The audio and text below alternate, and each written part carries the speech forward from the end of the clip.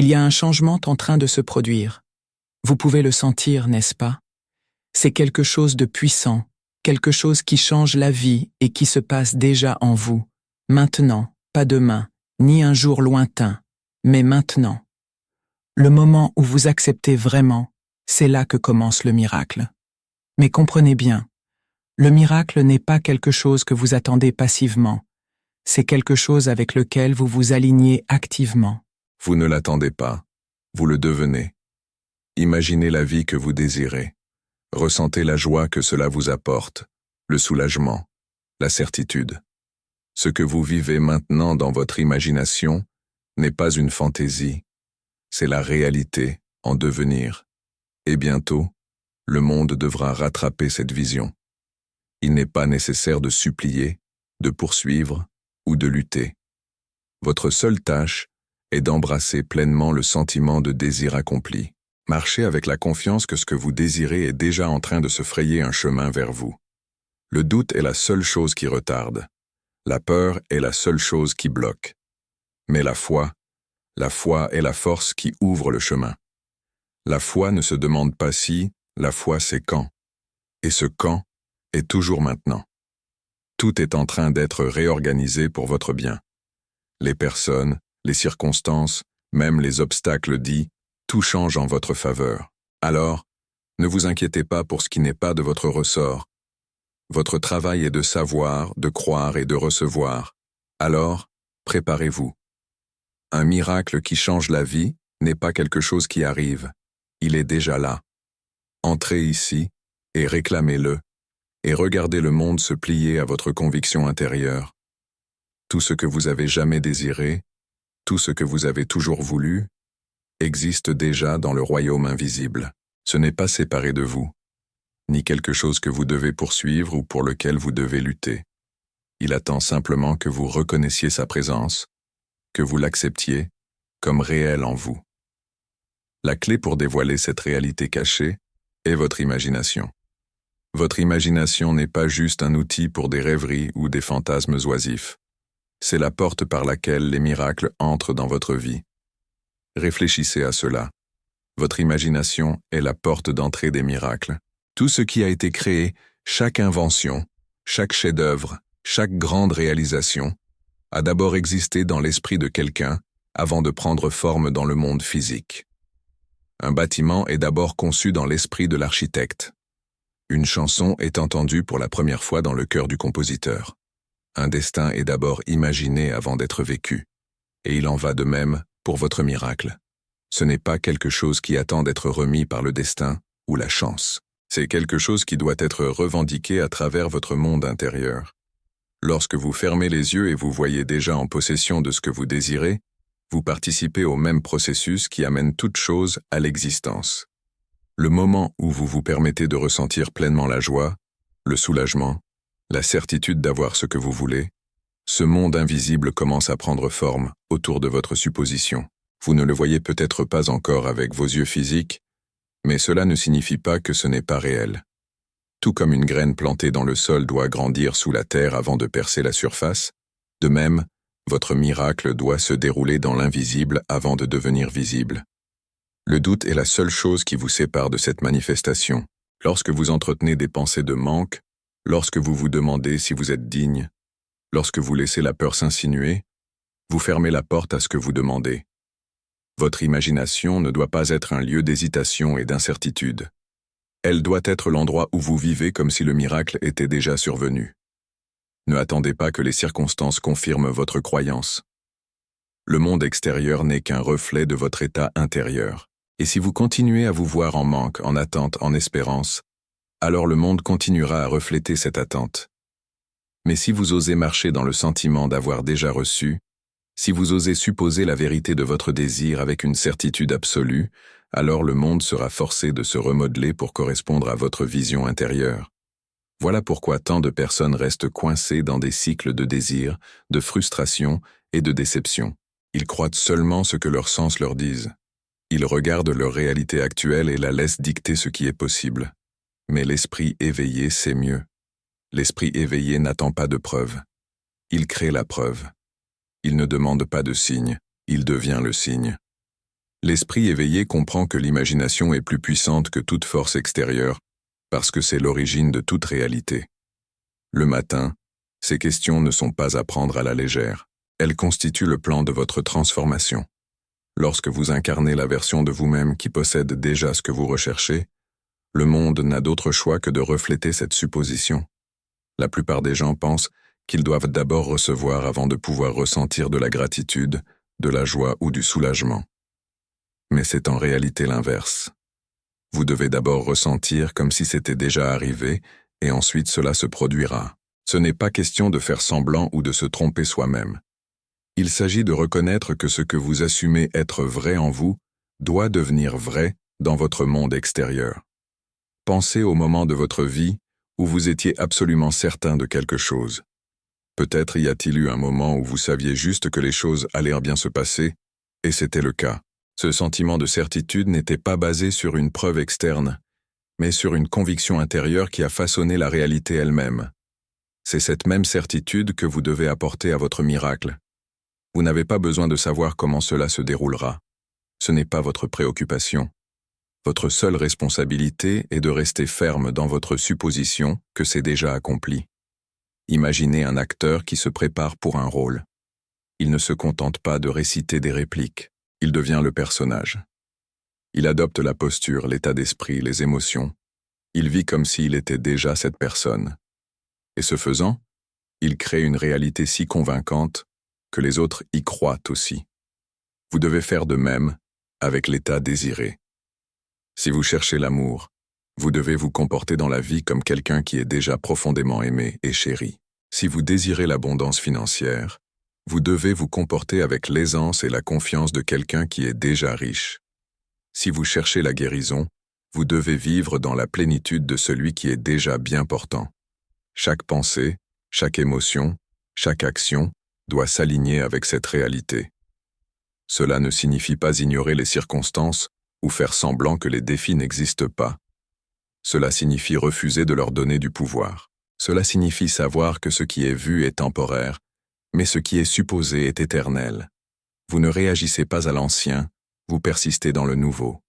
Le moment où vous choisissez d'incarner le sentiment d'avoir déjà ce que vous désirez, vous devenez la preuve de son existence. Vous ne cherchez plus de signe, vous êtes le signe. Vous ne demandez pas de confirmation, vous avancez dans la certitude que ce que vous avez supposé doit se réaliser. Le temps n'est pas un facteur. Ne laissez pas l'impatience ébranler votre croyance. Le monde autour de vous rattrape toujours le monde en vous. Faites confiance que le changement est déjà survenu, et bientôt vous verrez les preuves indéniables du miracle que vous avez déjà revendiqué. Votre monde ne vous arrive pas, il se passe à travers vous. Chaque expérience, chaque circonstance, chaque soi-disant coïncidence est un reflet direct de l'état de votre monde intérieur. Ce que vous assumez constamment, ce que vous croyez être vrai au plus profond de vous, se matérialisera toujours dans votre réalité extérieure. L'univers ne vous est pas séparé, il répond à vous. La plupart des gens vivent sous l'illusion que la vie est aléatoire, que les événements se déroulent hors de leur contrôle. Ils réagissent aux circonstances au lieu de réaliser que leurs circonstances ne sont qu'une projection de leurs suppositions les plus profondes. Si vous croyez que le monde est dur et impitoyable, vous rencontrerez de la résistance à chaque tournant. Si vous supposez que l'amour est rare et difficile à trouver, vous rencontrerez des relations qui reflètent cette croyance. Si vous vous attendez à lutter financièrement, vous vous retrouverez toujours dans des situations où l'argent semble juste hors de portée. Le monde extérieur n'a d'autre choix que de confirmer ce que vous supposez être vrai. La question est, quelles sont vos suppositions? Quelle histoire vous racontez-vous jour après jour? Consciemment ou inconsciemment? Faites attention à votre dialogue intérieur, les pensées que vous entretenez, les mots que vous répétez silencieusement, les émotions dans lesquelles vous vous attardez, sont les graines que vous plantez dans le sol fertile de l'univers.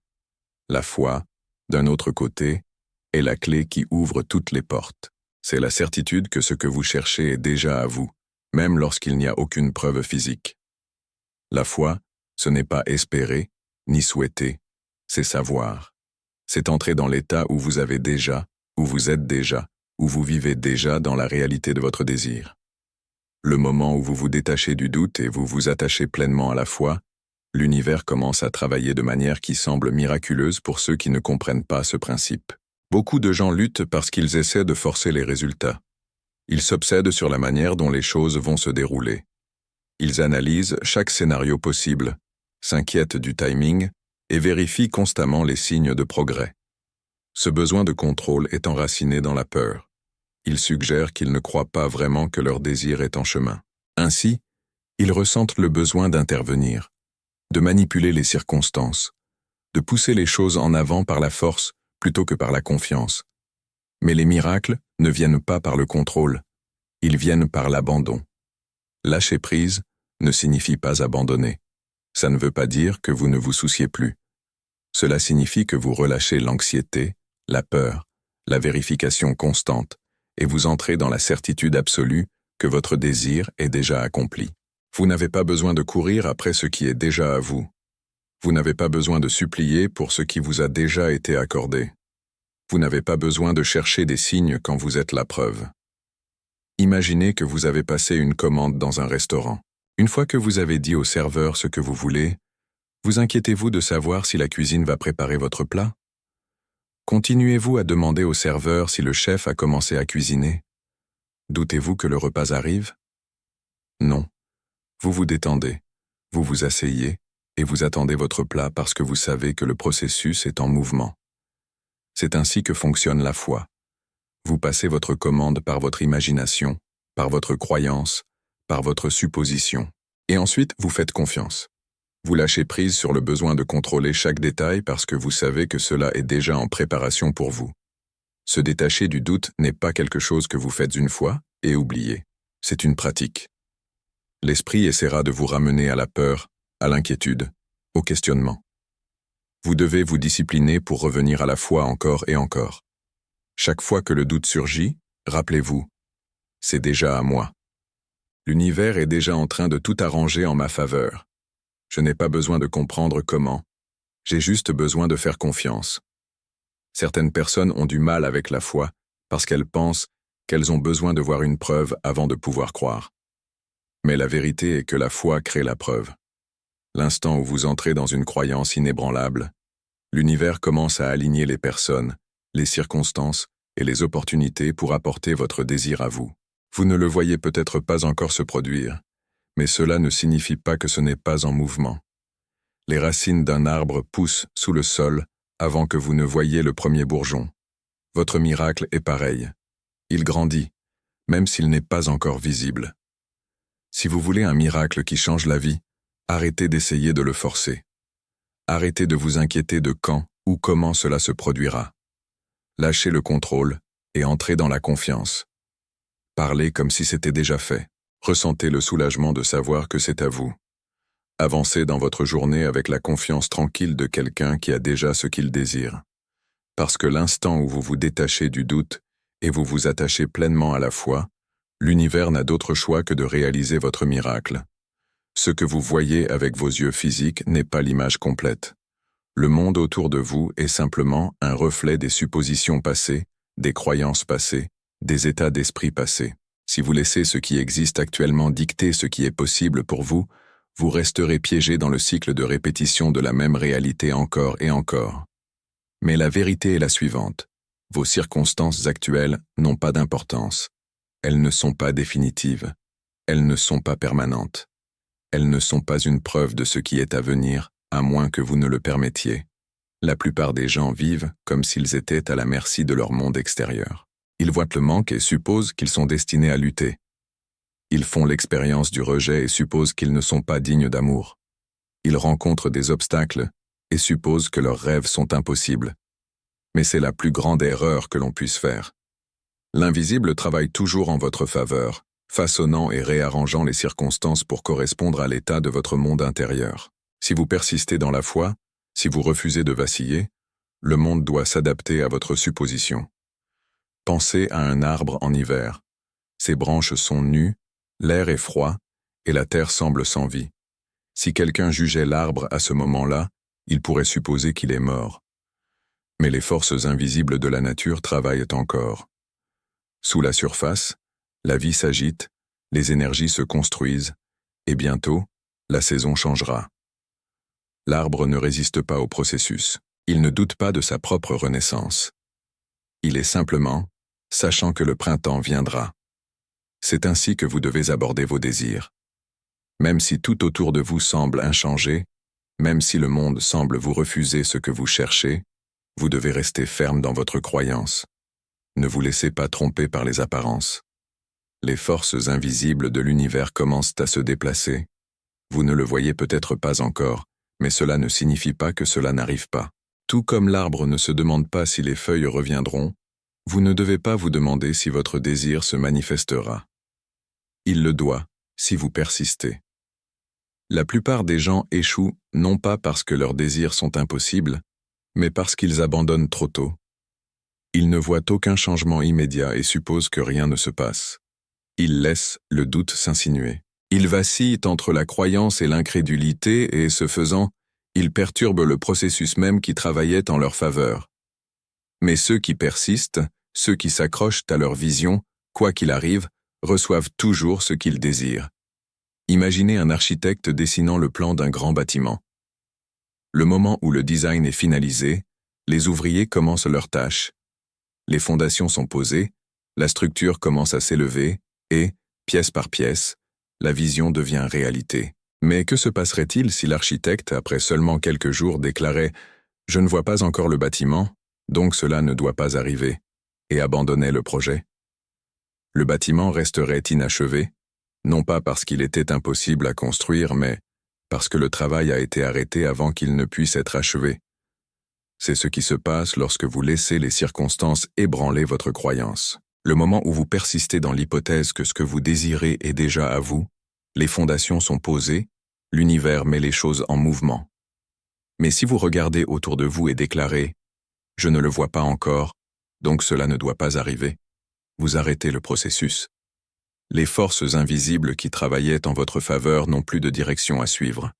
Vous devez vous entraîner à voir au-delà des apparences. Ressentez la réalité de votre désir accompli, même lorsque le monde vous dit le contraire. Marchez comme si c'était déjà fait.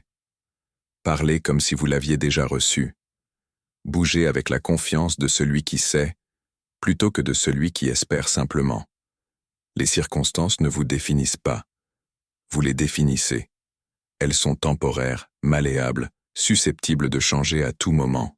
Et elles changeront le moment où vous refuserez d'être influencé par ce que vous voyez et que vous tiendrez fermement à ce que vous savez être vrai. La gratitude n'est pas juste une politesse. L'expression de la gratitude est une force puissante qui vous aligne avec la réalité que vous souhaitez expérimenter. La plupart des gens attendent de recevoir quelque chose avant d'exprimer leur gratitude, pensant que c'est une réaction à un cadeau déjà reçu. Mais la vraie gratitude est proactive. C'est une affirmation, une déclaration à l'univers que vous possédez déjà ce que vous désirez. Et en faisant cela, vous accélérez son arrivée. Quand vous commencez à remercier pour quelque chose avant de le voir, vous démontrez une confiance totale dans l'invisible. Vous déclarez que vous croyez tellement en votre miracle que vous n'avez pas besoin de preuves pour ressentir de la joie. C'est l'essence de la foi, agir comme si ce que vous désirez est déjà à vous. La gratitude est le pont entre le désir et sa manifestation. Elle change votre focus de ce qui manque à ce qui est déjà présent. Et en faisant cela, elle attire plus d'abondance dans votre vie. Imaginez deux personnes demandant la même bénédiction. L'une s'inquiète, vérifie constamment les signes, se demande si cela va se produire, doute de sa valeur. L'autre, cependant, traverse ses journées avec joie, ressentant déjà la réalité de sa prière exaucée. Elle dit « Merci » avant qu'il n'y ait quoi que ce soit à voir. Elle sourit, elle célèbre, elle fait confiance. L'univers répond aux deux, mais seul celui qui est dans le bon état d'esprit est prêt à recevoir. Celui qui est anxieux et douteux repousse son désir plus loin, tandis que celui qui est reconnaissant l'attire plus facilement. C'est parce que la gratitude est un signal. Elle indique à l'univers que vous êtes déjà en possession de ce que vous cherchez. Et parce que le monde extérieur doit se conformer au monde intérieur, il commence à se réarranger pour correspondre à votre supposition. Quand vous vous sentez constamment reconnaissant, vous vous alignez avec l'abondance, pas avec le manque. Vous vous concentrez sur la plénitude, pas sur le vide. Et tout ce sur quoi vous vous concentrez s'agrandit. Pensez au moment de votre vie où les choses semblent fonctionner sans effort. Peut-être qu'une bénédiction inattendue est arrivée juste quand vous en aviez besoin. Peut-être qu'une opportunité est apparue que vous n'auriez pas pu planifier. Avez-vous remarqué que dans ces moments, vous étiez probablement déjà dans un état d'appréciation? Vous ne vous inquiétiez pas de la manière dont les choses allaient se dérouler. Vous n'étiez pas consumé par la peur. Au lieu de cela, vous étiez ouvert, réceptif et reconnaissant. Et ainsi, plus vous a été donné. Ce n'est pas une coïncidence. C'est une loi fondamentale. Plus vous reconnaissez le bien dans votre vie, plus le bien afflue vers vous. Et la forme de gratitude la plus puissante est celle qui est donnée avant que les preuves physiques n'apparaissent. Quand vous vous réveillez chaque jour et dites « Merci pour mon abondance, merci pour ma santé, merci pour mes prières exaucées », vous fixez le ton pour ce qui doit venir. Certains pourraient dire « Mais comment puis-je être reconnaissant pour quelque chose que je n'ai pas encore ?» La réponse est simple. Si vous croyez vraiment que votre désir était déjà accompli, vous ressentiriez naturellement de la gratitude. Si quelqu'un vous donnait exactement ce que vous vouliez en ce moment même, ne diriez-vous pas immédiatement merci? Alors pourquoi ne pas le dire maintenant? L'acte de gratitude lui-même affirme que c'est déjà fait. C'est pourquoi ceux qui maîtrisent la gratitude semblent vivre dans un état constant de réception. Ils ont découvert le secret. Ils n'attendent pas que le monde leur donne des raisons d'être reconnaissants. Ils créent ces raisons en choisissant d'abord la gratitude. Ils savent que chaque fois qu'ils disent merci, ils invitent plus de ce qu'ils désirent dans leur vie. Vous devez commencer à remercier maintenant, pas plus tard. Ne laissez pas vos circonstances le faire pour vous. Changez votre état d'esprit en premier. Le moment où vous incarnez le sentiment d'avoir déjà votre miracle, vous mettez les rouages en mouvement et bientôt, ce que vous avez affirmé avec foi deviendra indéniable dans la réalité. Tout ce que vous cherchez est déjà en vous, attendant d'être exprimé dans votre vie. Le miracle que vous désirez n'est pas une possibilité lointaine. C'est une certitude dès l'instant où vous alignez vos émotions, vos pensées et vos actions avec votre réalité souhaitée. Votre imagination est la porte d'entrée. Vos suppositions façonnent le résultat et votre foi inébranlable garde la porte ouverte à la manifestation. Quand vous vous détachez du doute et entrez dans la gratitude, vous accélérez le processus, permettant aux forces invisibles de l'univers de vous apporter ce qui a toujours été à vous. Maintenant, c'est le moment de marcher comme si votre miracle était déjà arrivé. Parlez comme si vous l'aviez déjà reçu. Sentez la joie, le soulagement, l'excitation comme si c'était déjà fait. Car la vérité, dès que c'est fait, dès l'instant où vous y croyez, dès l'instant où vous persistez, dès l'instant où vous remerciez à l'avance, votre réalité doit se conformer. Faites confiance au processus. Ne laissez pas l'apparence de retard ébranler votre confiance, car l'invisible est toujours à l'œuvre. Les miracles ne sont pas aléatoires. Ils sont le résultat naturel de votre alignement intérieur. Et à mesure que vous avancez avec foi, attendez-vous avec certitude à ce que vous avez appelé dans la pièce soit en chemin pour vous maintenant. Merci d'embrasser cette vérité. Merci de choisir la foi plutôt que la peur, la gratitude plutôt que le doute, et la persévérance plutôt que l'hésitation. Votre miracle est ici. Recevez-le.